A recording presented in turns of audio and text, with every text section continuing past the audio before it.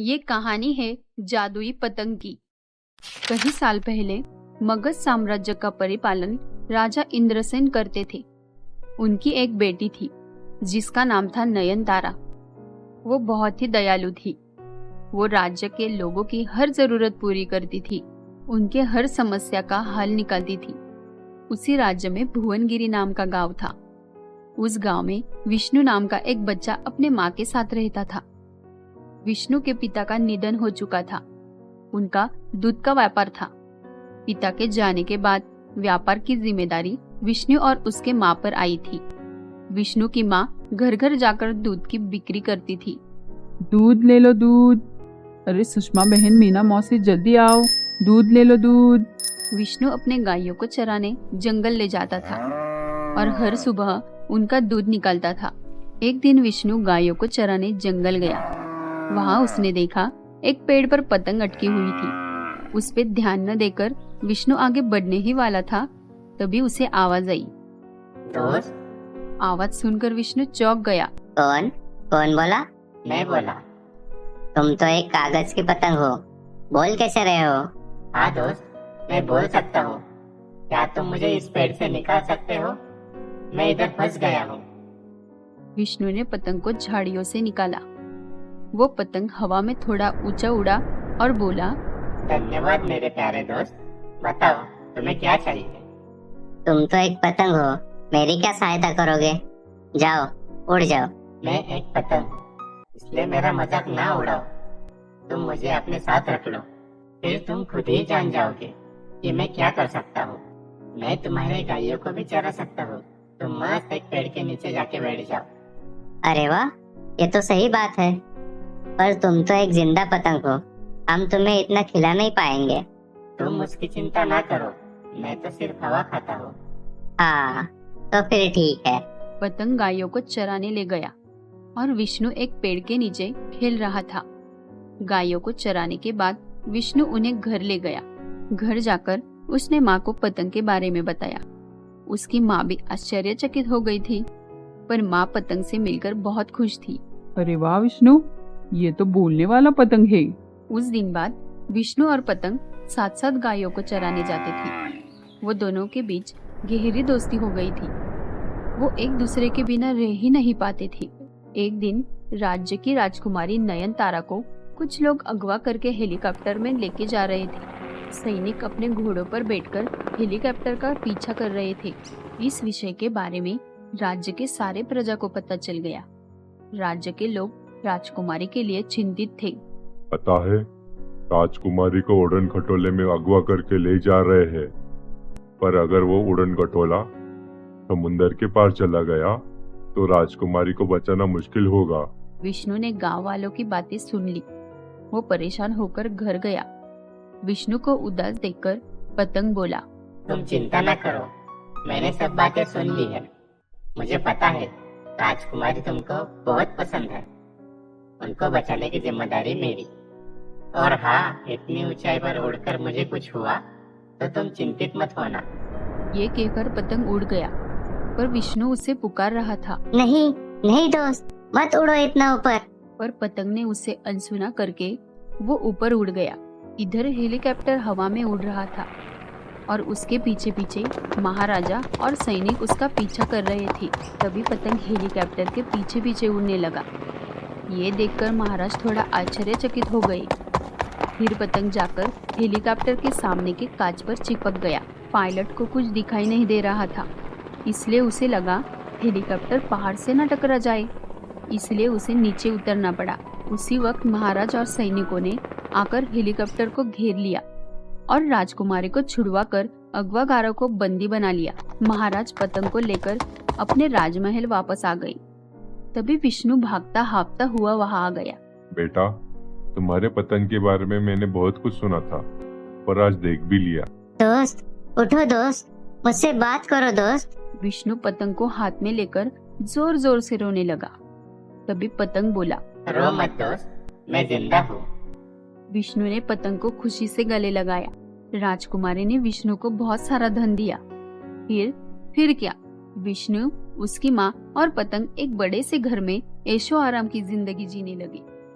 ये कहानी है जादुई सोने की गाय की। सोनपुर गांव में उमंग नाम का आदमी अपनी पत्नी कलावती के साथ रहता था। वो बहुत ही गरीब था। जंगल की लकड़ी काटकर उसको बेचकर वो अपना पेट भरा करता था। उसकी पत्नी कलावती बहुत बीमार थी। एक दिन उमंग कलावती से बोला, कलावती, मैं जंगल लकड़ियाँ लेने जा रहा हूँ। तुम खाना खा लेना और दवाई लेकर सो जाना। अच्छा जी, आप भी अपना ध्यान रखना और जल्दी आना। उमंग जंगल में जाकर लकड़ियां काटने लगता है। तभी देखता है अरे ये क्या, एक छोटा सा बछड़ा गड्ढे में गिर गया है। अगर मैं इस बछड़े को निकालने में समय लगाऊंगा तो ज्यादा लकड़ियां नहीं काट पाऊंगा। पर ये गाय तो इतना चिल्ला रही है। नहीं, मैं अब इसको इस हाल में नहीं देख सकता। मुझे इसे बाहर निकालना ही होगा।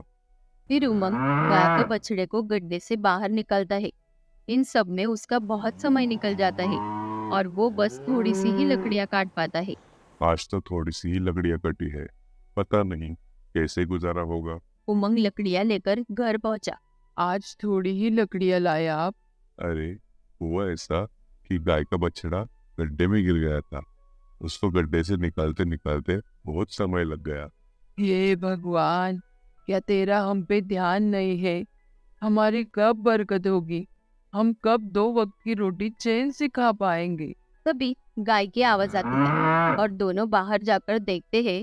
हे भगवान, हमारे खाने का तो ठिकाना नहीं है और तुम इस गाय को और उसके बच्चे को घर ले आए। लगता है ये गाय और उसका बछड़ा मेरे पीछे पीछे आ गए हैं। मैंने बताया ना, मैंने इनकी मदद की थी, इसलिए मेरे साथ आ गई है। मैं इनको नहीं लेके आया।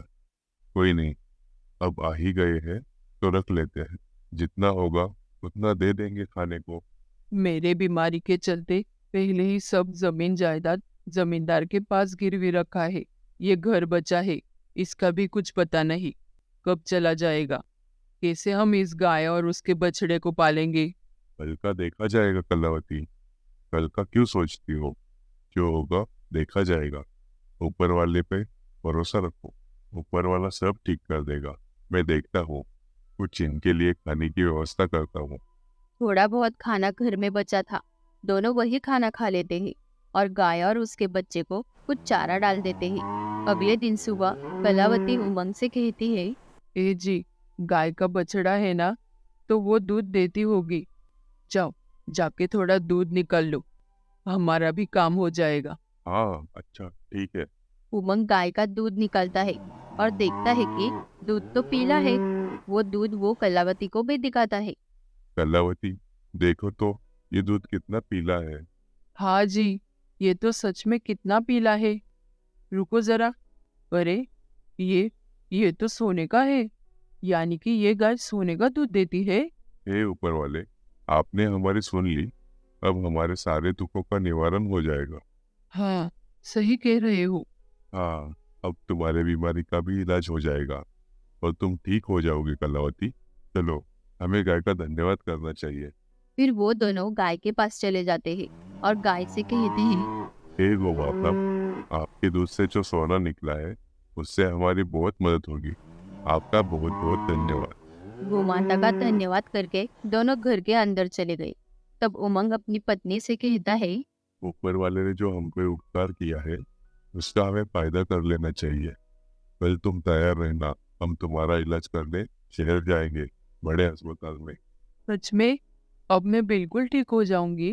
कलावती का अच्छे अस्पताल में इलाज हो जाता है और कलावती बिल्कुल ठीक हो जाती है और कुछ दिन में उनकी गरीबी भी मिट जाती है। एक दिन कलावती अपने पति उमंग से कहती है, ए जी, सुनो ना, मैं सोच रही थी जो जमीन जायदाद हमने जमींदार के पास गिरवी रखी थी उसे छुड़वा ले। कह तो तुम ठीक ही रही हो। मैं कल ही जमींदार के पास जाकर उनसे बात करता हूँ। अगले दिन उमंग जमींदार के घर गया। राम राम जमींदार सेठ। राम राम उमंग, आज कैसे आना हुआ? क्या आप घर भी गिरवी रखना है? जी नहीं साहब, मैं तो अपनी जमीन जायदाद छुड़वाने आया हूँ। उसका जो हिस्सा हो वो बता देना, मैं आपको वो दे दूंगा और फिर आप मुझे मेरी जमीन जायदाद वापस दे देना। उमंग की ये बात सुनकर जमींदार सोच में पड़ गया। ये उमंग के पास अचानक इतने पैसे कैसे आ गए? ये अपनी जमीन जायदाद छुड़ाना चाहता है। पता लगाना पड़ेगा। क्या हुआ सेठ? कुछ नहीं उमंग भाई, ये तो खुशी की बात है। आप बस मुझे 1-2 दिन का समय दे दीजिए, मैं आपको हिसाब बता दूंगा। उमंग घर चला जाता है। उमंग के वहां से जाते ही जमींदार अपने नौकर को उमंग के पीछे जाने को कहता है। मंगू, जा पता लगा इस उमंग के पास अचानक इतने पैसे कैसे आ गए। फिर मंगू उमंग के घर के पास जाकर एक पेड़ के पीछे जाकर छिप जाता है और गाय को सोने का दूध देते हुए देख लेता है। ये सारी बातें आकर वो जमींदार को बता देता है। फिर अगले दिन उमंग, मैं तुम्हें तुम्हारी जमीन जायदाद वापस दे दूंगा, पर तुम्हें मुझे उसके बदले तुम्हारी गाय देनी होगी। पर हमारी तो पैसे की बात हुई थी, तो ये गाय कैसे बीच में आ गई? देखो उमंग, अगर तुम्हें तुम्हारी जमीन चाहिए तो मुझे उसके बदले गाय ही चाहिए। उमंग सारी बातें कलावती को बताता है। दे दो गाय। अगर जमीन जायदाद नहीं छुड़वाई तो हमारे पूर्वजों को शांति नहीं मिलेगी। ठीक है, जैसा तुम कहती हो मैं कर देता हूँ। मन तो नहीं कर रहा, पर फिर भी करना पड़ेगा। अगले दिन उमंग अपनी गाय जमींदार को दे आता है और अपने जमीन के कागज उससे वापस ले लेता है। अब आएगा मजा, मैं इस गाय के सोने के दूध की मदद से और अमीर बन जाऊंगा। अरे मंगू, इसका दूध कहाँ है? क्या तूने इसका दूध नहीं निकाला? मालिक, मैंने बहुत कोशिश की, पर इसका तो दूध ही नहीं निकल रहा। अरे बेवकूफ, तूने इसे खाना भी खिलाया था कि नहीं? और खिला उसे। फिर गाय को बहुत सारा खाना खिलाते हैं, पर गाय दूध देने के बजाय बीमार पड़ जाती है। मंगू, क्या तेरी आंखें खराब हो गई है? मुझे तुम पे भरोसा ही नहीं करना चाहिए था। क्या गाय भी कभी सोने का दूध देती है? जाओ, जाके उमंग को लेके आओ। उमंग, तुमने ये ठीक नहीं किया। तुमने मुझे बीमार गाय दी है। मुझे तुम्हारी गाय नहीं चाहिए। मुझे मेरे पैसे दे दो, वरना मैं तुम्हें जेल भेज दूंगा। अरे नहीं नहीं सेठ जी, मैं गाय को ले जाता हूँ और आपके पैसे दे देता हूँ। गाय उमंग के पास वापस आ जाती है और उमंग के पास आते ही गाय ठीक हो जाती है। हे गौ माता, मुझे जमींदार को बहुत सारे पैसे देने हैं, मेरी मदद करो। इतना कहते ही गाय बहुत सारा सोने का दूध दे देती है। उस सोने के दूध से उमंग जमींदार को पैसे दे देता है और अपनी जमीन वापस पा लेता है। उस दिन बाद उमंग और कलावती का जीवन सोने की गाय के वजह से खुशियों से भर गया। ये कहानी है जादुई दो रास्तों की। बहुत समय पहले की बात है। रामगढ़ नाम के एक गांव में जादुई जंगल था।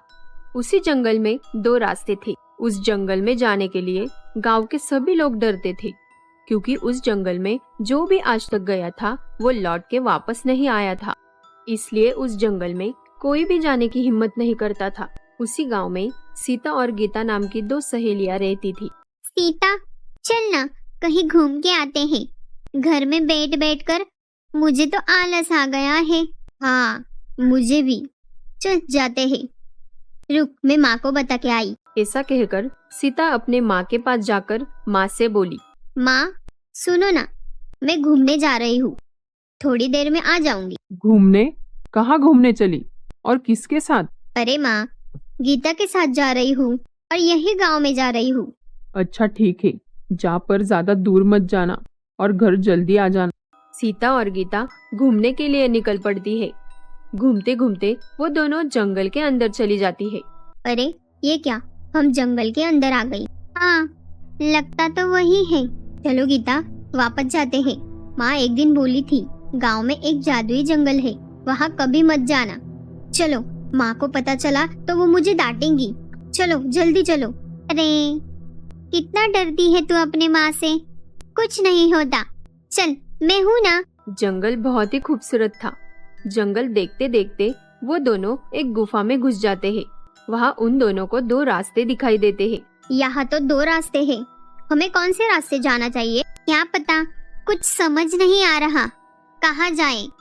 दोनों बातें कर ही रही थी, तभी वहाँ एक जादूगरनी आ जाती है और जादूगरनी दोनों से कहती है, तुम दोनों का इस जंगल में स्वागत है। ये एक अच्छाई का रास्ता है और एक बुराई का रास्ता। तुम दोनों को अपने लिए एक रास्ता चुनना होगा। सच्चाई के रास्ते पर एक दादी मिलेगी, वो तुम्हें अनोखा ज्ञान देगी। वो ज्ञान तुम्हारी जिंदगी को पूरी तरह बदल देगा। अच्छाई के रास्ते पे ज्ञान है, और बुराई के रास्ते पे क्या है? बुराई के रास्ते पर तुम्हें एक चुड़ैल मिलेगी। उसके पास बहुत सारा खजाना है जिसे पाकर तुम बहुत ही अमीर हो जाओगी। तो बताओ तुम कौन सा रास्ता चुनोगी? मैं तो बुराई के रास्ते ही जाऊंगी, क्योंकि जिंदगी में दौलत ही सबसे बड़ी चीज है। पैसा नहीं तो कुछ भी नहीं। फोकट का ज्ञान पाकर मैं क्या करूंगी? तो जादूगरनी, मैं बुराई के रास्ते से ही जाना चाहती हूँ। ठीक है, और तुम लड़की, तुम कौन से रास्ते से जाना चाहोगी? मैं तो अच्छाई के रास्ते से ही जाऊंगी। मेरे माँ ने सिखाया है, ज्ञान से बढ़कर कोई चीज नहीं। अगर आपके पास ज्ञान है तो धन अपने आप ही आपके पास आ जाएगा। दोनों सहेलियां अपना अपना रास्ता चुन लेती है। सीता अच्छाई का रास्ता चुनती है और गीता बुराई का रास्ता चुनती है। सीता बहुत दूर चली जाती है। तभी उसे एक बूढ़ी दादी दिखाई देती है। वो बूढ़ी दादी सीता को कुछ काम करने को कहती है। बेटा, क्या तुम मुझे एक स्वेटर बना के दोगी? रात को यहाँ बहुत ठंड पड़ती है। मेरे पास स्वेटर ना होने के कारण मुझे बहुत ठंड लगती है बेटा। सीता खुशी खुशी दादी से कहती है, हाँ क्यों नहीं दादी, मैं आपके किसी काम आ गई तो मुझे अच्छा ही लगेगा। मैं आपको स्वेटर बना के जरूर दूंगी। ऐसा कहकर सीता दादी के लिए स्वेटर बनाने लगती है और कुछ देर में सीता स्वेटर बना भी लेती है। बूढ़ी दादी सीता पे खुश होकर उसे बहुत सारी ज्ञान की बातें बताती है। दूसरी ओर गीता बुराई के रास्ते गई थी। वो बहुत दूर तक चली जाती है। तभी उसे एक चुड़ैल दिखाई देती है। वो चुड़ैल बहुत ही डरावनी थी। उसका एक पैर टूटा हुआ था और उसकी एक आंख भी नहीं थी। चुड़ैल गीता से कहती है, मुझे पता है तुम यहाँ खजाना लेने आई हो। तुम जहाँ खड़े हो वहाँ नीचे खजाना छुपा हुआ है। तुम जितना चाहती हो उतना खजाना ले जा सकती हो, लेकिन मेरी कुछ शर्तें हैं, वो तुम्हें माननी होगी। चुड़ैल की बातें सुनने से पहले ही गीता जल्दबाजी में कहती है, मुझे आपकी सारी शर्तें मंजूर हैं। मुझे तो सिर्फ खजाना चाहिए, खजाना। गीता वहाँ खुदाई करने लगती है। खुदाई करते करते वो बहुत थक जाती है। आप तो बोली थी यहाँ खजाना है, यहाँ तो कुछ भी नहीं मिल रहा। कहाँ है खजाना? गीता की बात सुनकर चुड़ैल जोर जोर से हंसने लगती है। मैंने तुमसे झूठ कहा था, यहाँ कोई खजाना नहीं है। अब तुम्हें मेरी शर्तें माननी पड़ेगी।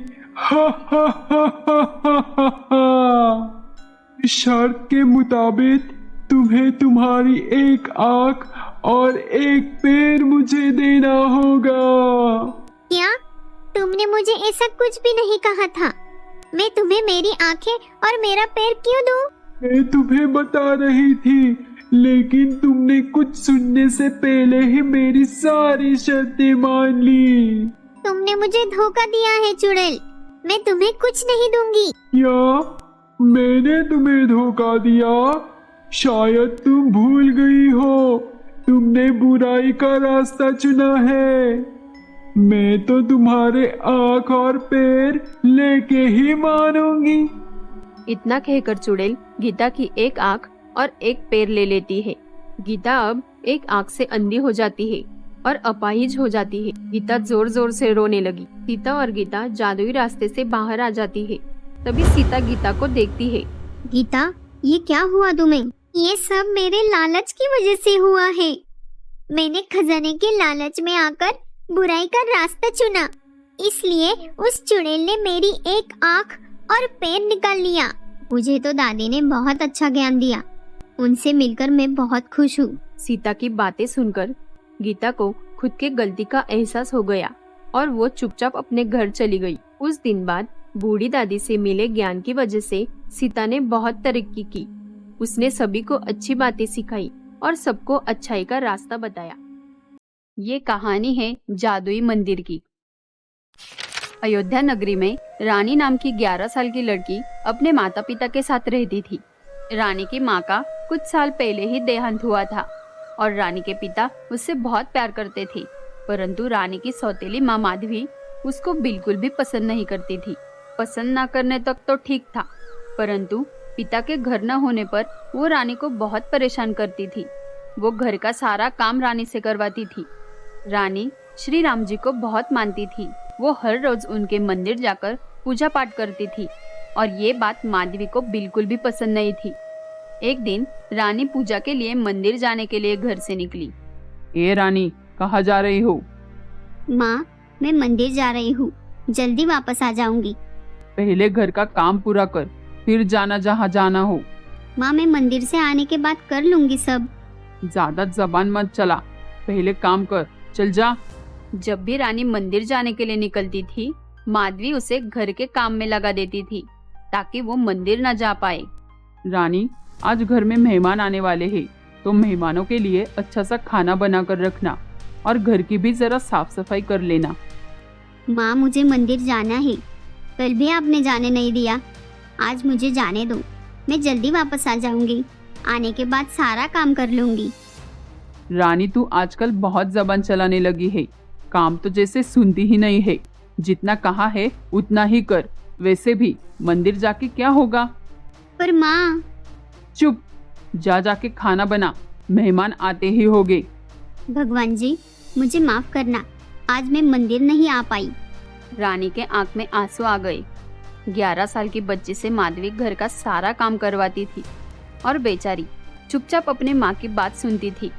अब कई बार ऐसा होता है, जब रानी मंदिर जा रही होती है तभी उसकी सौतेली माँ उसको बहुत सारा काम बता देती है। उस वजह से रानी मंदिर नहीं जा पाती थी। अगले दिन माधवी रानी के पास एक बैग देती है और कहती है, रानी, इस बैग में 50 रुपए है, जा बाजार जाके कुछ फल और सब्जी लेके आ। लेकिन माँ, मैं मंदिर जा रही हूँ और वैसे भी घर में तो सब्जी और फल है, वो कल तक चल जाएंगे। ज्यादा जबान ना चला, पहले जो काम बोला है वो कर। रानी दुखी हो जाती है। रानी जब भी दुखी होती थी वो अपने भगवान को याद करती थी, फिर वो अपना सारा दर्द भुला देती थी। एक बार तो रानी की सौतेली माँ ने हद ही कर दी। रानी जब स्कूल जा रही थी तो वो उसे रोक लेती है। रानी, आज तुम स्कूल मत जाओ, मुझे बाजार से कुछ सब्जियां चाहिए और घर की भी साफ सफाई करनी है। माँ, सब्जी तो मैं स्कूल से लौटूंगी तब लेके आऊंगी और घर का काम मैं वापस आते ही कर दूंगी, पर कृपा करके मुझे स्कूल जाने से ना रोको। एक दिन स्कूल नहीं गई तो कौन सा पहाड़ टूटने वाला है? हाँ, नहीं तो अब जल्दी जाओ, सब्जी लेकर आओ, वापस आकर तुम्हें घर भी साफ करना है। ना चाहते हुए भी रानी माँ की बात सुन लेती है, परंतु वो बहुत दुखी हो जाती है। बाजार से सब्जियां लेके आती है और घर का सारा काम कर देती है। उसके बाद जब माँ दोपहर को सो जाती है तब रानी एक नदी के पास जाकर बैठ जाती है। रानी भगवान से कहती है, भगवान जी, मैंने तो माँ से कभी कुछ नहीं मांगा, ना कभी उनसे ऊंची आवाज में बात की। मैंने हमेशा उनसे प्यार किया, तो मेरी माँ मुझसे इतना बुरा बर्ताव क्यों करती है? अब तो मुझे मेरा स्कूल भी छोड़ना पड़ा। पता नहीं माँ मुझसे कब प्यार करेगी। क्या मुझे माँ का प्यार कभी नहीं मिलेगा? क्या मैं इतनी बुरी हूँ? ऐसा कहकर रानी रोने लगती है। तभी उसे याद आया, माँ के जगने का समय हो गया है। जैसे ही वो घर जाने के लिए उठती है तो उसे वहाँ एक छोटा सा मंदिर दिखाई देता है। आसपास देखती है तो उसे कोई नहीं दिखता। वो उस मंदिर को घर लेके जाने का सोचती है। क्यों ना मैं ये मंदिर घर लेके जाऊँ, इससे मुझे मंदिर भी नहीं जाना पड़ेगा और मैं घर में ही किसी भी समय पूजा कर सकती हूँ। रानी मंदिर को घर लेके जाती है और उसे साफ कर कर अपने रूम में रख देती है और भगवान की पूजा करती है। अब हर दिन रानी जब चाहे तब भगवान की पूजा करती थी। मंदिर के आने के बाद रानी का सब काम अपने आप ही हो जाता था। जब भी माधवी रानी को कुछ काम करने को कहती थी तब रानी के कुछ करने से पहले ही सब काम हो जाता था। रानी, जा जाके बाथरूम में पड़े गंदे कपड़े अच्छे से धो ले, और हाँ, ध्यान रहे सब कपड़े अच्छे से निकल जाने चाहिए। हाँ माँ, आप चिंता मत करो, मैं अच्छे से धो दूंगी। रानी जैसे ही कपड़े धोने जाती है तो वो देखती है कपड़े पहले से ही धुले हुए थे। अरे ये क्या, कपड़े तो धुले हुए हैं, ये सब क्या हो रहा है? कल भी बर्तन पहले ही धुए हुए थे और आज ये। रानी को कुछ समझ नहीं आ रहा था कि ये सब क्या हो रहा है। रानी के सौतेली माँ को शक होता है कि आजकल रानी मंदिर जाने के लिए जिद नहीं करती। आजकल ये रानी मंदिर जाने के लिए पूछती नहीं है। काम होने के बाद सीधा अपने कमरे में घुस जाती है। जाके देखती हूँ क्या कर रही है। माधवी रूम में मंदिर को देखकर आग बबूला हो जाती है। रानी, तू ये मंदिर कहाँ से उठा कर ले आई है? कहीं चोरी करके तो नहीं लाई? नहीं माँ, मैंने मंदिर की चोरी नहीं की। मुझे मंदिर नदी के तट पर मिला। अच्छा, झूठ बोल रही हो। कामचोर और आलसी तो तू थी, पर अब तू चोरी भी करने लगी। नहीं माँ, मैं झूठ नहीं बोल रही हूँ और ना ही मैंने कोई चोरी की। मुझ पे विश्वास करो माँ। रुक, आज तो मैं तुझे ठीक करती हूँ।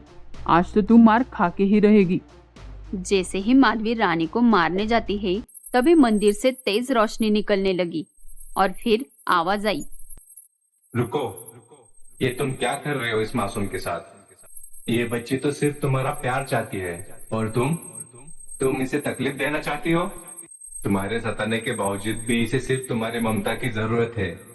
कोई सगी माँ से भी इतना प्यार नहीं करता उतना ये बच्ची तुमसे करती है। भगवान श्री राम जी की बात सुनकर माधवी की आंखें खुल जाती है। उसे अपने गलती का एहसास हो जाता है। भगवान जी, आपने मेरी आंखें खोल दी। आज से मैं रानी को कभी परेशान नहीं करूंगी। उसे बहुत प्यार करूंगी। मुझे पता ही नहीं चला कि मैं रानी के साथ इतनी बुरी कब हो गई। ऐसा व्यवहार तो किसी पराये के साथ भी नहीं करना चाहिए, जैसा मैंने अपने बेटी के साथ किया। अब मैं रानी को अपने बेटी से भी बढ़कर प्यार करूंगी। रानी माँ की ये बात सुनकर खुश हो जाती है। आखिर रानी को जो चाहिए था वो उसे मिल गया। भगवान जी रानी के माँ से कहते हैं, ठीक है, आज से रानी के साथ कोई दुर्व्यवहार हुआ तो उसका अंजाम बुरा होगा। उस दिन के बाद माधवी रानी का बहुत ख्याल रखने लगी और वो भी रानी के साथ हर सुबह शाम भगवान जी की पूजा करने लगी। रानी की भक्ति की शक्ति ने न कि सिर्फ उसका जीवन बदला, उसके साथ साथ उसकी माँ का भी स्वभाव बदल दिया। ये कहानी है जादुई ड्रैगन की। बहुत समय की बात है। डायनापुर नाम के गांव में एक जंगल था। उस जंगल में एक जादुई ड्रैगन रहता था। गांव वाले ड्रैगन का नाम सुनते ही भयभीत हो जाते थे। ड्रैगन ने कभी भी किसी भी गांव वाले को हानि नहीं पहुंचाई थी, फिर भी गांव वाले उससे बहुत डरते थे। ये ड्रैगन की वजह से हमने आज तक हमारे गांव का जंगल नहीं देखा। उसकी वजह से हम जंगल में लकड़ियां तोड़ने नहीं जा सकते और ना ही हम हमारे जानवर चराने जा पाते हैं। अरे ओ बनवारी, काहे नाम ले रहे हो उस ड्रैगन वा का? तुम्हारी ये बातें सुनकर कहीं गांव में घुस ना जाए। उसी गांव में एक वीर नाम का बच्चा अपने माता पिता के साथ रहता था। वीर ड्रैगन से डरता नहीं था। वो उससे दोस्ती करने का सपना देखता था। वो उससे अपना दोस्त बनाना चाहता था। उसे लगता था कि ड्रैगन एक अच्छा दिल वाला है और वो गांव वालों की मदद करना चाहता है। उसे लगता था कि गांव वाले उसे खामखा डरते हैं। वीर एक दिन अपनी माँ से बोला, माँ, क्या आपको भी लगता है जंगल में जो ड्रैगन है वो हमें नुकसान पहुंचाएगा? पता नहीं बेटा, गांव वाले तो ऐसा ही कहते हैं। और वो एक ड्रैगन है, खूंखार और डरावना होगा ही ना। अगर हम उसके पास गए तो वो हमें खा जाएगा। अरे नहीं माँ, वो ऐसा नहीं होगा। हाँ, जैसे कि तुझे उसके बारे में बहुत पता है। मुझे उसके बारे में कुछ पता नहीं, पर मेरा दिल कहता है वो एक अच्छा ड्रैगन है। हम गाँव वालों को उससे जाकर मिलना चाहिए। ये तू क्या बोल रहा है? गांव वाले ड्रैगन से मिलने जाएंगे? पूरे गांव में उसका खौफ है। ऐसा कभी नहीं होगा। और तेरे दिमाग में क्या पक रहा है, जरा मुझे बताएगा? कुछ नहीं, बस ऐसे ही। माँ की बात टालकर वीर अपने दोस्तों के साथ खेलने चला गया। खेलते खेलते वीर ने अपने एक दोस्त से कहा, मीना, मैं सोच रहा था कि क्यों ना हम दोनों ड्रैगन से मिलने जाए। क्या ड्रैगन से मिलने जाए?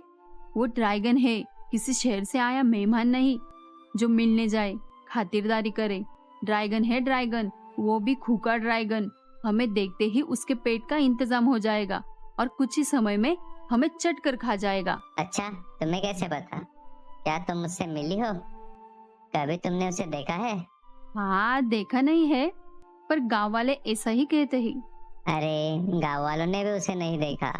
वो भी सुनी सुनाई बातों को बड़ा चढ़ा के बताते हैं और बाकी गाँव वाले उसे सच मान लेते हैं। अच्छा, तुझे कैसे पता ये सब? मेरा दिल कहता है वो एक अच्छा ड्रैगन है। वो हमें हानि पहुंचाने नहीं आया है, वो हमारी मदद कर सकता है। देख वीर, ये तो कहने की बात है। अगर हम वहाँ गए और हमें कुछ हुआ तो हमारे माँ पापा क्या करेंगे? अरे कुछ नहीं होगा, चलना, मैं तुझसे वादा करता हूँ, मैं तुझे सही सलामत वापस लेके आऊंगा।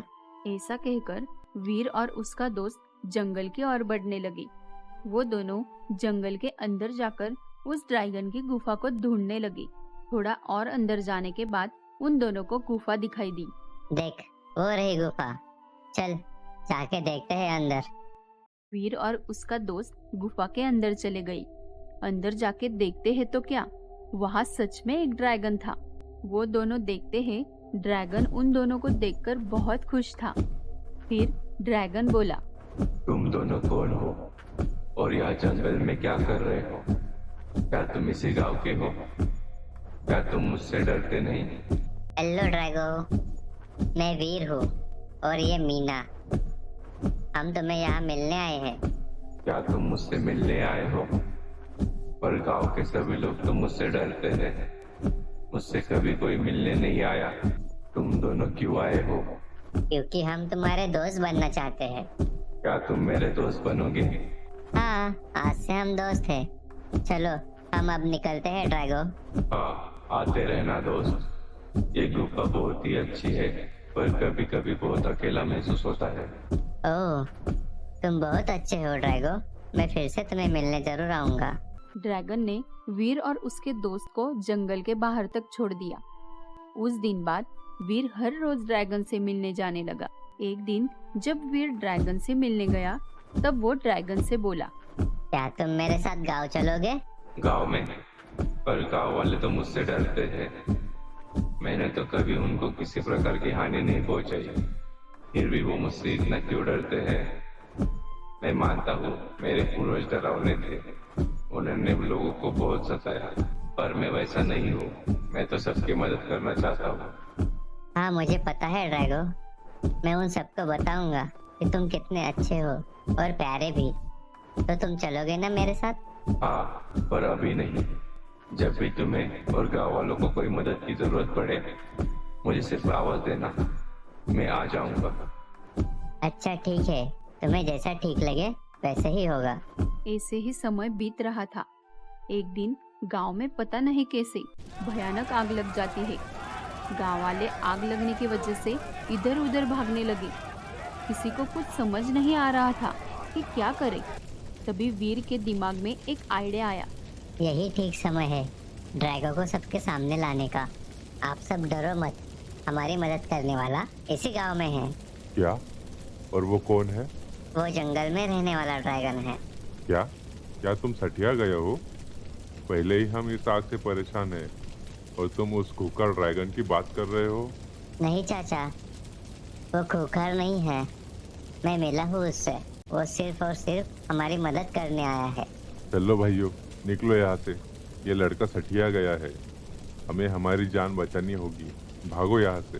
वीर की बातों को अनसुना कर गांव वाले यहाँ वहाँ भागने लगे। वीर भी ड्रैगन को आवाज देने लगा। ड्रैगो, ड्रैगो कहाँ हो तुम? हमें तुम्हारे मदद की जरूरत है, जल्दी आओ ड्रैगो। तभी ड्रैगन वहाँ आ जाता है। देखो ना ड्रैगो, चारों तरफ आग ही आग लगी है, कुछ करो। ड्रैगन अपने मुंह से पानी हर तरफ फेंकने लगा। ये सब गांव वाले देख रहे थे। कुछ ही समय में ड्रैगन ने गांव की पूरी आग बुझा दी। वीर गांव वालों से बोला, देखा, मैंने बोला था ना, ड्रैगो बुरा नहीं है, वो तो बहुत ही प्यारा और दयालु है। हाँ, हमें माफ कर दो बेटा, हमने तुम्हारी बात नहीं मानी। गांव वाले ड्रैगन से मिलकर बहुत खुश थे और ड्रैगन भी गांव वालों से मिलकर खुश था। इस तरह से ड्रैगन और वीर की अद्भुत दोस्ती ने गांव वालों को नई रोशनी में लपेटा और उसके साथ ही साथ ड्रैगन की गांव वालों से अच्छी दोस्ती हो गई। ये कहानी है जादुई समोसे की। बहुत समय पहले की बात है। शमशेरपुर नाम का गांव था। वहाँ जानकी अपनी बेटी चुटकी के साथ रहती थी। जानकी चाहती थी कि उसकी बेटी पढ़ लिख कर बड़ी ऑफिसर बने, परंतु जानकी के घर की हालत ठीक नहीं थी। गरीबी के वजह से चुटकी की पढ़ाई भी छूट गई और वो घर चलाने के लिए जंगल जाके लकड़ियां काटकर बेचने लगी और जानकी भी दूसरों के घर साफ सफाई करने जाती थी। उसके बावजूद 2 समय के खाने का खर्चा जैसे तैसे निकल पाता था। एक दिन जानकी चुटकी से बोली, बेटा चुटकी, आज तो घर में कुछ राशन भी नहीं बचा है। थोड़े बहुत आलू होगी, सिर्फ आलू से तो पेट नहीं भरेगा। लकड़ियां बेचकर कुछ पैसे मिले तो आते वक्त कुछ राशन लेते आना। ठीक है माँ, लेके आऊंगी। इतना कहकर चुटकी जंगल लकड़ियां काटने चली गई। लकड़ी काटते काटते चुटकी बोली, माँ ने तो कहा है कि आते समय राशन लेते आना। अब पता नहीं इन लकड़ियों से कितना पैसा मिलेगा। क्या उसमें घर का राशन मिल पाएगा कि नहीं, पता नहीं। चुटकी अपने आप से बातें कर रही थी। तभी उसे झाड़ियों से एक आवाज आई। आवाज सुनकर चुटकी घबरा गई। कौन कौन है वहाँ? कोई जंगली जानवर तो नहीं? पर उसे फिर किसी की आवाज आई, बचाओ, कोई मुझे बचाओ। अरे, ये तो किसी इंसान की आवाज है। लगता है कोई मुसीबत में है। जाके देखती हूँ। चुटकी आवाज की तरफ गई। थोड़ा अंदर जाने के बाद उसने देखा एक पेड़ पे बहुत ही सुंदर परी फंसी हुई थी। अरे तुम कौन हो और तुम यहाँ ऐसे झाड़ियों में कैसे फंसी? मैं एक परी हूँ। बादलों के बीच परी लोग हैं। मेरा घर वही है। मैं तो पृथ्वी लोक घूमने आई थी, परंतु इस जंगल में मेरे पीछे शेर पड़ गया। उससे बचते बचते मैं इस पेड़ में फंस गई हूँ। मुझे यहाँ से निकालो, मेरी मदद करो। मेरे पंख भी घायल हो गए हैं। मुझे दर्द हो रहा है। हाँ, रुको, शांत हो जाओ, मैं निकालती हूँ तुम्हें। चुटकी परी को पेड़ से निकालती है और कहती है, परी, तुम्हें तो बहुत चोट आई है। तुम अपने घर कैसे जाओगी? ऐसा करो, तुम मेरे साथ मेरे घर चलो। जब तुम्हारे पंख ठीक हो जाएंगे और तुम्हें जब अच्छा लगने लगे, तब तुम अपने घर चली जाना। पर गांव में सब लोग मेरे पंख देखकर सवाल करेंगे।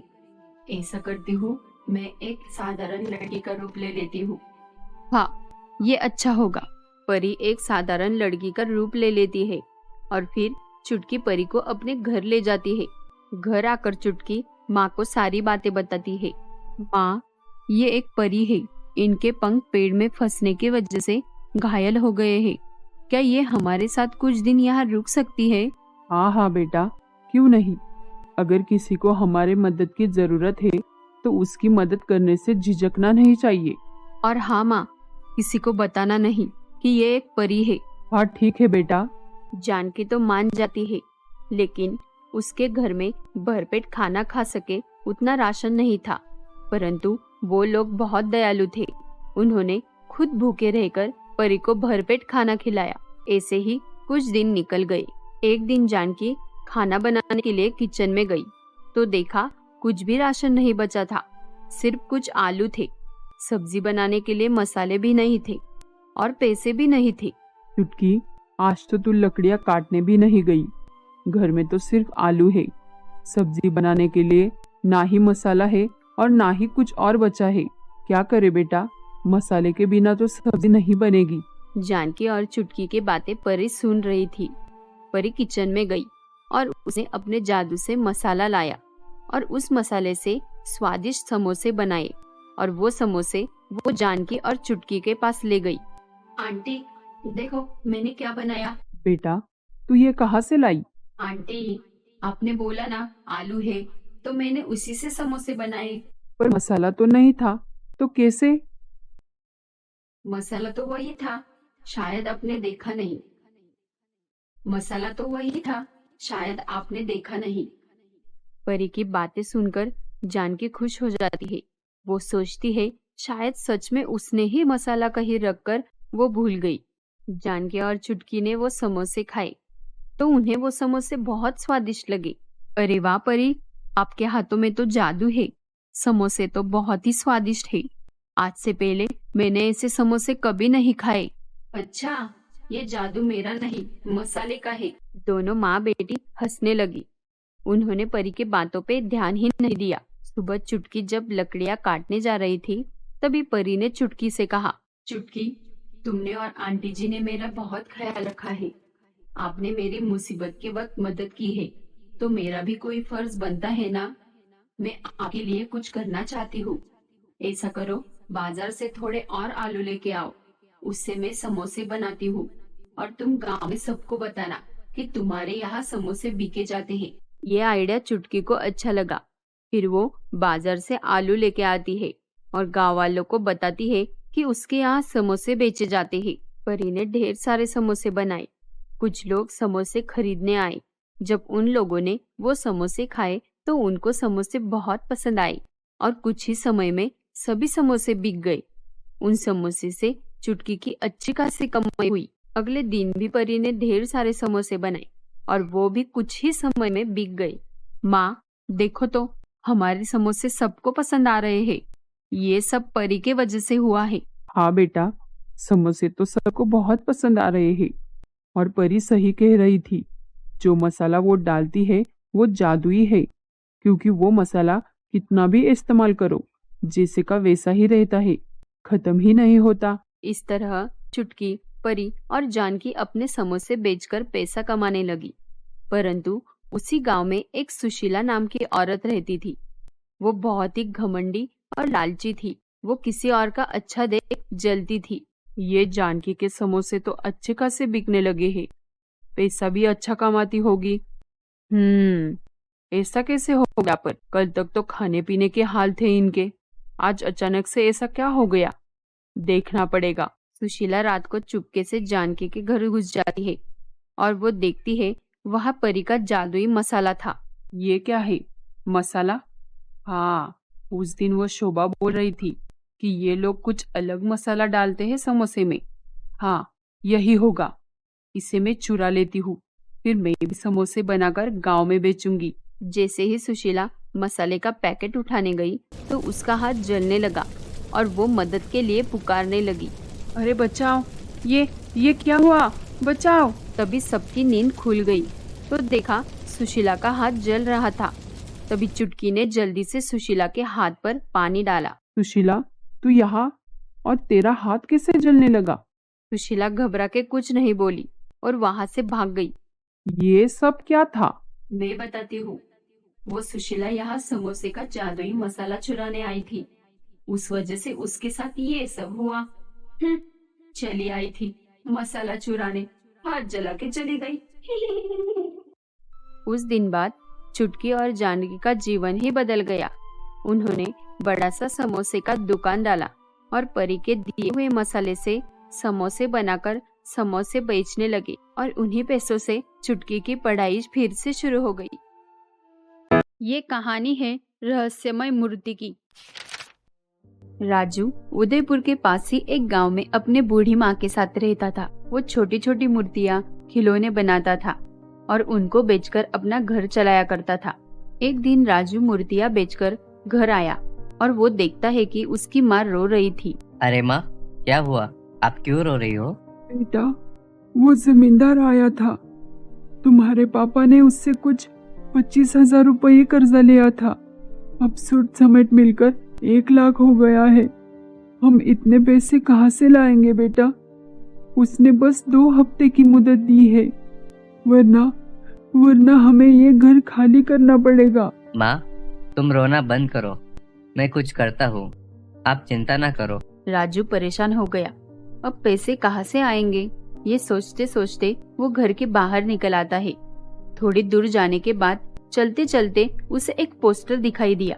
1 हफ्ते बाद उदयपुर में मूर्तियों का एग्जीबिशन होने वाला था। वो पोस्टर देखकर राजू को उम्मीद की एक किरण नजर आई। अरे वाह, ये तो बहुत ही खुशी की बात है। मुझे जल्दी ही घर जाना पड़ेगा, मूर्ति भी तो बनानी है। ये बोलकर वो तुरंत ही घर आ जाता है और मूर्ति बनाना शुरू कर देता है। 4-5 दिन बाद उसकी मूर्ति पूरी तरह से बन जाती है। 1 हफ्ते की मेहनत के बाद वो अपनी मूर्ति लेकर एग्जीबिशन में पहुंच गया। सर, ये मेरी मूर्ति है। मैंने बहुत ही मन लगाकर और मेहनत से बनाई है।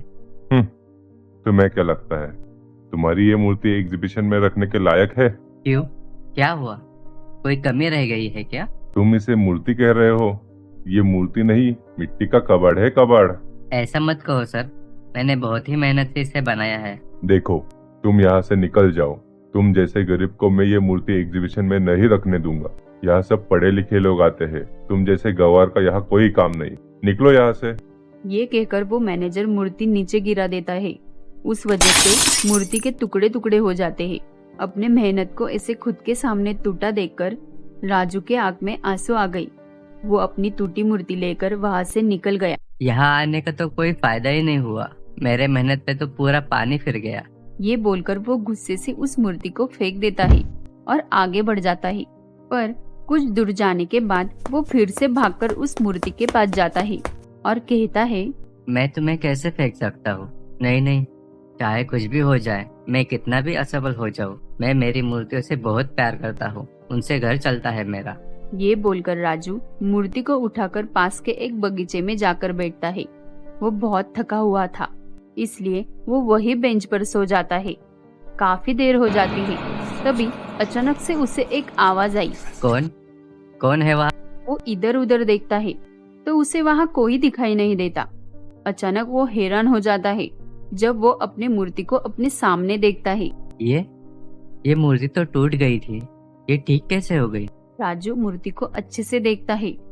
मूर्ति को देखकर वो बहुत खुश हो जाता है। ये तो चमत्कार हो गया, मेरी मूर्ति ठीक हो गई। राजू गांव से शहर आया था। वो वहाँ किसी को जानता नहीं था, इसलिए वो वही बगीचे में रुक जाता है। उसे भूख लगी थी। वो मूर्ति को एक पेड़ के नीचे रखकर अपने लिए कुछ खाने के लिए लेने जाता है। वापस आके देखता है तो मूर्ति पेड़ के नीचे नहीं थी। वो इधर उधर ढूंढने लगता है तो उसकी नजर बगीचे के गेट के पास जाती है। वो देखता है उसकी मूर्ति बगीचे के गेट के पास है और मूर्ति के पास एक लड़की खड़ी है। कौन हो तुम? मेरी मूर्तियों को कहाँ ले जा रही हो? जी मेरा नाम सुधा है। मैं तो यहाँ से गुजर रही थी तो इस मूर्ति को देखकर यहाँ रुक गई। पर मैंने मूर्ति पेड़ के नीचे रखी थी। अच्छा, मैंने तो इसे यही देखा। मूर्ति अपने आप चल के तो नहीं आई होगी, किसी ने तो लाई होगी ना। ये मूर्ति तो बहुत ही सुंदर है। क्या आपने इसे बनाया है? हाँ, मैंने ही बनाई है। सच? तो इसे आप कल के एग्जीबिशन में क्यों नहीं रखते? देखना, सबको जरूर पसंद आएगी। मेरी मूर्तियाँ कौन रखेगा एग्जीबिशन में? मैं तो गरीब हूँ, वहाँ तो सभी अमीरों का राज चलता है। मैं रखूंगी आपकी मूर्ति एग्जीबिशन में। आप कैसे? कौन हो आप? मैं भी मूर्तियाँ बनाती हूँ, और सिर्फ बनाती नहीं, मैं उनके भावनाओं को भी समझती हूँ। कल आपकी ये सुंदर मूर्ति एग्जीबिशन में जरूर रखी जाएगी, ये मेरा वादा है आपसे। अगले दिन राजू की भी मूर्ति एग्जीबिशन में रखी जाती है, पर किसी को उसका नाम नहीं पता था, क्योंकि पहली बार राजू की मूर्ति किसी एग्जीबिशन में रखी गई थी। राजू खुश था। सबसे ज्यादा भीड़ उसकी मूर्ति के सामने थी और ये सब वो मैनेजर देख रहा था। तुम्हें मैंने मना किया था ना कि तुम इस मूर्ति को एग्जीबिशन में नहीं रख सकते, तो किसने रखी ये मूर्ति? आपने तो मेरी मूर्ति यहाँ न रखने का ठान लिया था, पर शायद आज मेरा यहाँ आना लिखा था। सुधा जी ने मेरी मूर्तियाँ यहाँ रखी है। सुधा? कौन सुधा? वो एक मूर्तिकारा है, शायद उनकी भी यहाँ मूर्तियाँ होगी। यहाँ सुधा नाम की कोई मूर्तिकारा नहीं है और ना ही उसकी मूर्तियाँ। मैनेजर की बातें सुनकर राजू हैरान हो जाता है। वो इधर उधर देखता है पर उसे सुधा कहीं नहीं दिखती। ये क्या हो रहा है? सुधा नाम की यहाँ कोई लड़की नहीं, तो वो कौन थी जिसने मेरी मूर्तियाँ यहाँ रखवाई? तभी राजू की नजर अपने मूर्ति पर गई।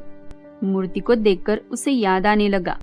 अचानक उसके टूटे हुए मूर्ति का जादुई तरीके से ठीक हो जाना, फिर सुधा का उसे मिलना, मूर्ति का एग्जीबिशन में आना और अचानक से सुधा का भी गायब हो जाना। और तो और मूर्ति कल अपने आप बगीचे के गेट पे चली गई थी। राजू सभी कड़ियां जोड़ता है और उसे एहसास होता है कि उसकी मूर्ति जादुई हो गई है। शायद ये सब उसके मेहनत और लगन का नतीजा था। मतलब ये सब मेरी मूर्ति ने किया है? ये तो चमत्कार हो गया। तभी वहाँ एक औरत राजू के पास आई। जी मेरा नाम सुषमा पाटिल है, क्या आप मुझे ये मूर्ति बेचोगे? मेरे पति को मूर्तियों का बहुत ही शौक है। जी नहीं, ये मूर्ति बेचने के लिए नहीं है। अच्छा, तो फिर आप ऐसे ही दूसरी मूर्ति बना के दोगे? मैं आपको मुंह मांगी रकम देने के लिए तैयार हूँ। जी हाँ, जरूर, मैं आपको ऐसे ही दूसरी मूर्ति बना के दूंगा। वो औरत राजू को 2 लाख का एडवांस देती है। वो लेकर राजू घर चला जाता है और जमींदार का कर्जा चुका देता है। ये सब उसके मूर्ति की वजह से हुआ था और ये राजू जानता था। कि उसके कामयाबी में जादुई मूर्ति का हाथ है, जिसकी वजह से वो इतना आगे बढ़ पाया है। इसलिए उसने आज तक उस मूर्ति को किसी को भी नहीं बेचा। वह राजा इंद्रसेन राज करता था। उसकी एक रानी थी जिसका नाम रानी भानुमति था। राजा इंद्रसेन और भानुमति को बड़े वर्षों बाद एक बेटी हुई थी। देखिए महारानी, हमें कितनी प्यारी बेटी हुई है। आज से हम इसे राजकुमारी इंदुमती कहेंगे। राजकुमारी बचपन से होशियार थी। कम उम्र में ही उसने राज्य की बहुत सारी जिम्मेदारी संभाली थी। वो बुद्धिमान थी। तलवारबाजी में उसने बहुत अच्छे से प्रशिक्षण लिया था। एक लड़की होने के बावजूद राज्य को बड़े अच्छे तरह से संभाला था। राजकुमारी अपने पिता के साथ प्रजा की समस्या सुलझाती थी। राज्य के सभी लोग राजकुमारी से बहुत प्यार करते थे। एक दिन महल में संदेशा आया। महाराज, राज्य के कुछ लोग आपसे मिलना चाहते हैं। प्रणाम प्रणाम महाराज। महाराज। क्या हुआ? आज आप सब लोग यहाँ? हाँ पिताजी, मैं भी वही सोच रही हूँ। क्या हुआ? आप सब इतने परेशान क्यों दिख रहे हैं? राजकुमारी, राज्य में भयानक बीमारी फैली हुई है। लोग बीमार हो रहे हैं। बच्चों और बूढ़ों का तो बहुत ही बुरा हाल है। क्या प्रधान जी, ये मैं क्या सुन रहा हूँ? आपने कुछ बताया नहीं हमें? जी महाराज, मैं आपको बता नहीं आ रहा था। ठीक है, छोड़ो, हमें कुछ करना पड़ेगा, वरना ये बीमारी हमारी प्रजा को खा जाएगी। प्रजा की बात सुनकर राजकुमारी राज्य का हाल देखने जाती है। राज्य के आधे से ज्यादा लोग बीमार पड़ चुके थे। उनमें बूढ़े और छोटे बच्चों की संख्या ज्यादा थी। राजकुमारी परेशान थी। बीमारी का इलाज किसी के पास नहीं था। क्या करूँ? पिताजी तो प्रयास कर ही रहे हैं। मुझे भी कुछ करना पड़ेगा, पर मैं क्या करूँ? तभी उसे याद आता है, जंगल में एक साधु बाबा है जो उसकी मदद कर सकते हैं। बाबा ने इससे पहले भी राजकुमारी की बहुत बार सहायता की थी। अगले दिन सुबह राजकुमारी जंगल में बाबा से मिलने जाती है। बाबा, राज्य में एक भयानक बीमारी फैली हुई है और उसका इलाज किसी के भी पास नहीं है। मुझे समझ नहीं आ रहा कि मैं प्रजा की किस तरह मदद करूं। ठीक है बेटा, मुझे थोड़ा समय दो। ये बोलकर बाबा ध्यान लगाते हैं और कहते हैं, बेटा इंदुमती, पूर्व दिशा में एक पुराना मंदिर है। वहाँ तुम्हें इस परेशानी का हल जरूर मिलेगा। ठीक है बाबा, मैं अभी उस दिशा में जाती हूँ। ये बोलकर राजकुमारी पूर्व दिशा की ओर मंदिर की खोज करने निकल पड़ती है और कुछ ही दिन बाद राजकुमारी मंदिर ढूंढने में सफल हो जाती है। अब उसे मंदिर में ऐसा क्या है जो उसकी मदद कर सकता है, वो ढूंढना था। राजकुमारी के बहुत ढूंढने के बाद भी उसे कुछ नहीं मिलता। तब राजकुमारी भगवान से प्रार्थना करती है, हे भगवान, मेरी सहायता कीजिए। मुझे मेरी प्रजा को इस बीमारी से बचाना है। कुछ तो रास्ता दिखाइए। और तभी राजकुमारी पर एक रोशनी पड़ती है। राजकुमारी रोशनी की ओर बढ़ती है तो वो देखती है कि वहाँ एक आईना था। ये तो आईना है, ये मेरी क्या मदद करेगा? तभी आईने से एक आवाज आई, कैसी हो राजकुमारी? तुम इस मंदिर में क्या कर रही हो? राजकुमारी चौंक गई और बोली, क्या तुम बोल सकते हो? हाँ, मैं बोल सकती हूँ। मैं एक जादुई आईना हूँ। तुम अपने लिए कुछ भी मांग सकती हो। जादुई? क्या तुम सच में जादुई आईना हो? हाँ, तुम मांग के तो देखो। मैं तुम्हें जो कुछ भी चाहिए वो मैं तुम्हें दूंगी। मेरे पास तो सब कुछ है। अच्छे माता पिता, एक बड़ा सा राज्य और राज्य की प्रजा, वो जो मुझे अपने बेटी की तरह मानते हैं, और मैं ही उनके लिए कुछ नहीं कर पा रही हूँ। क्या मतलब? क्या कहना चाहती हो? राज्य में एक बीमारी फैली है। लोग बीमार पड़ रहे हैं और उसका इलाज किसी के भी पास नहीं है, और मैं भी कुछ नहीं कर पा रही। क्या तुम उन सबको ठीक कर सकते हो? क्या तुम्हारे जादू में इतनी शक्तियाँ हैं? क्या सच में तुम अपने लिए कुछ नहीं चाहती? सिर्फ प्रजा को ठीक करना चाहती हो? हाँ, मेरी यही इच्छा है कि वो सब ठीक हो जाए। ये सुनते ही आईना टूट जाता है और उसमें से एक परी बाहर आती है। हजारों वर्ष पहले मुझे एक चुड़ैल ने इस आईने में कैद करके रखा था। तुम्हारे नेकी के वजह से मैं मुक्त हुई हूँ। राजकुमारी, मैं तुम्हारी क्या मदद कर सकती हूँ? बताओ। मेरा राज्य संकट में है। प्रजा बीमारी से तड़प रही है। क्या आप उन सबको ठीक कर सकते हो? परी ने अपने जादू से राज्य की प्रजा को पूरी तरह से ठीक कर दिया और वहां से परी अपने युग में वापस चली गई। तो दोस्तों, इस कहानी से हम क्या सीखते हैं? नेकी का फल अच्छा ही होता है। अगर आपको ये वीडियो पसंद आई हो तो लाइक और शेयर करना और ऐसे ही मजेदार कहानियों के लिए सब्सक्राइब करना न भूलें। ये कहानी है जादुई मुर्गी की। एक समय की बात है, लाजपत नाम का एक गांव था। उस गांव में चुटकी नाम की एक लड़की अपने टूटे फूटे झोपड़े में रहती थी। चुटकी अनाथ थी। उसका इस दुनिया में कोई नहीं था, इसलिए वो घर घर भीख मांगकर अपना पेट भरती थी। चाचा, कुछ खाने को दे दो, बहुत भूख लगी है। क्या है, रोज रोज मांगने चली आती हो? थोड़ा कुछ मिल जाता तो अच्छा होता चाचा। चल भाग, निकल यहाँ से। चुटकी के साथ रोज ऐसा ही होता था। बहुत सारे घर पर मांगने पर भी सिर्फ एक दो घर से खाना मिल पाता था। उसी पर ही वो अपना दिन गुजारती थी। एक दिन चुटकी रास्ते से जा रही थी। उसने देखा एक साधु बाबा एक औरत से खाना मांग रहे थे। बेटा, कुछ खाने के लिए हो तो दे दो। बेटा, बहुत भूख लगी है। मैं क्या यहाँ तुम जैसे भीखमंगों का पेट भरने बैठी हूँ? जब देखो तब कोई ना कोई मांगने चला आता है। चलो भागो यहाँ से। बेटा, खाना नहीं है तो पानी पिला दो। तुमको सुनाई नहीं दिया? मेरे पास तुम्हें देने के लिए न खाना है न पानी। चलो अभी के अभी निकलो यहाँ से। न जाने क्यों रोज रोज मांगने आते हैं। वो औरत बाबा को कुछ नहीं देती और उनसे वहाँ से जाने के लिए बोलती है। ये सब चुटकी देख रही थी। बाबा की हालत देखकर चुटकी को बुरा लगा। वो बाबा के पास जाती है और उनसे बोलती है, बाबा, आपको भूख लगी है? हाँ बेटा, बहुत भूख लगी है और प्यास भी। लेकिन इन अमीरों की बस्ती में सब गरीब है, कोई पानी तक नहीं पिला सकता। बाबा, यहाँ से थोड़ी दूर ही मेरी झोपड़ी है। क्या आप मेरे साथ मेरे झोपड़ी में चलोगे? मैं आपको वहाँ पानी पिला सकती हूँ और मेरे पास थोड़ा खाना भी है। चुटकी की बात सुनकर बाबा खुशी से चुटकी के साथ जाने के लिए तैयार हो जाते हैं। ठीक है बेटा, आता हूँ अब। पर तुम इतनी छोटी सी हो, ऐसे मांग कर क्यों खाती हो? तुम्हारे माँ बाप कहाँ है? बाबा, मेरा इस दुनिया में कोई नहीं है। मैं अकेली रहती हूँ। चुटकी जब 5 साल की थी तभी उसके माँ पापा उसे छोड़कर चले गए थे। उसे अकेले में बहुत डर लगता था, परंतु वो अपने माँ पापा को याद करके सो जाती थी। कुछ ही देर में चुटकी बाबा को लेकर घर आ जाती है और वो बाबा को पानी पिलाती है।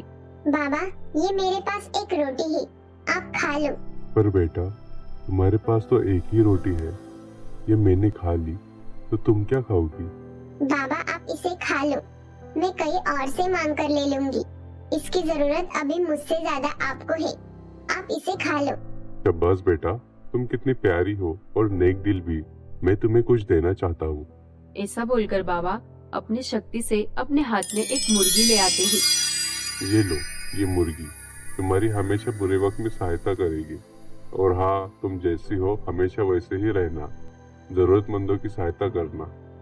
उस दिन बाद चुटकी मुर्गी को हमेशा साथ रखती थी। उसके हाथ में मुर्गी देखकर लोग उससे मुर्गी मांगते थे, लेकिन चुटकी साफ साफ मना कर देती थी। एक दिन चुटकी के घर खाने के लिए कुछ नहीं था। जो कुछ अनाज बचा था वो उसने मुर्गी को डाल दिया था।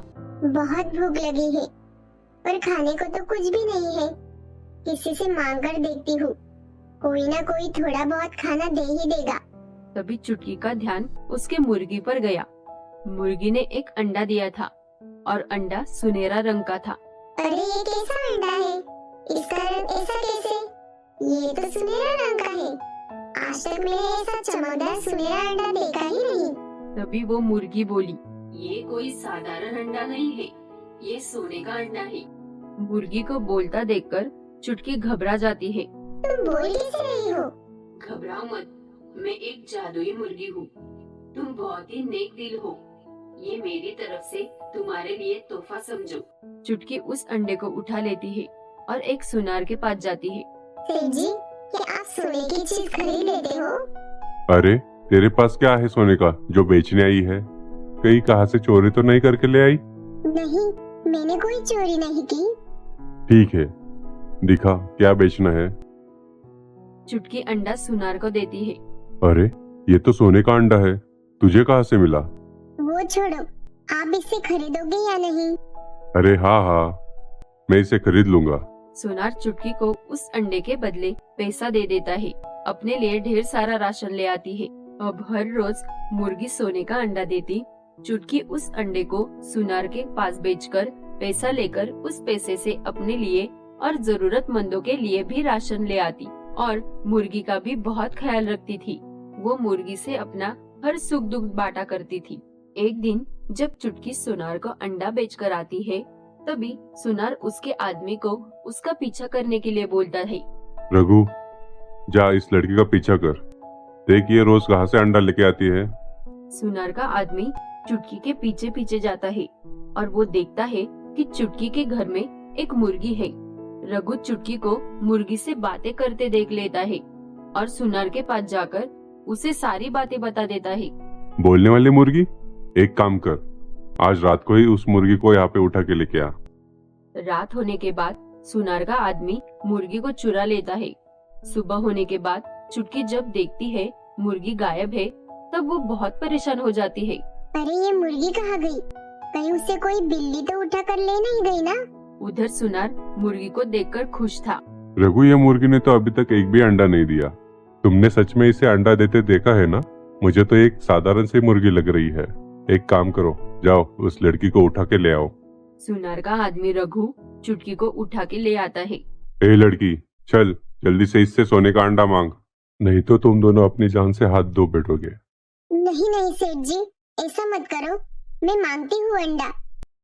ये जादुई मुर्गी, मुझे एक सोने का अंडा दो, वरना सेठ जी तुम्हें और मुझे जान से मार देंगे। फिर वो मुर्गी सोने का अंडा दे देती है। सोने का अंडा देखकर सुनार बहुत खुश हो जाता है। ये मुर्गी तो सच में जादुई है, इसकी मदद से मैं अब और भी अमीर बन जाऊंगा। हा हा हा हा। सुनार अंडा अपने तिजोरी में रखने के लिए तिजोरी खोलता है और जैसे ही वो तिजोरी खोलता है तो वो देखता है उसमें बहुत सारे सांप थे और सुनार के हाथ में भी अंडे के जगह एक सांप था। अरे अरे, हमें कोई बचाओ। सांप सेठ को डस लेता है। वो कहते हैं ना, इंसान को कभी लालच नहीं करना चाहिए, क्योंकि उसका अंत बहुत ही बुरा होता है। इंसान को अपने पास जितना है उसी में ही खुश रहना चाहिए। और फिर चुटकी मुर्गी को वापस अपने घर लेकर चली जाती है। उस दिन बाद चुटकी का जीवन ही बदल गया। वो और मुर्गी अच्छे से रहने लगे और मुर्गी के मदद से चुटकी ने उसके जैसे बहुत से लोगों की मदद की।